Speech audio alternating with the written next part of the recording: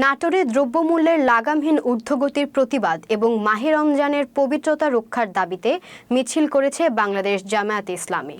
শুক্রবার ২৮ ফেব্রুয়ারি বেলা ১১টার দিকে শহরের মাদ্রাসা মোড় থেকে মিছিলটি শুরু হয়ে প্রধান সড়ক প্রদক্ষিণ শেষে পুনরায় মাদ্রাসা মোড়ে গিয়ে শেষ হয়। পরে সেখানে এক সংক্ষিপ্ত সমাবেশ অনুষ্ঠিত হয়। সমাবেশে বক্তব্য রাখেন জামায়াতে ইসলামী নাটোর জেলার আমির ডক্টর মীর নুরুল ইসলাম, জেলা নায়েবে আমির অধ্যাপক ইউনুস আলী, জেলা নায়েবে আমির অধ্যক্ষ দেলোয়ার হোসেন খান, জেলা সেক্রেটারি সাদেকুর রহমান এবং সহ সেক্রেটারি আতিকুর রহমান রাসেল সহ অন্যান্য নেতৃবৃন্দ। নেতারা বলেন, বাজারে নিত্য প্রয়োজনীয় পণ্যের দাম এখন চড়া, যা সাধারণ খেটে খাওয়া মানুষের জীবনযাত্রাকে দুর্বিষহ করে তুলেছে।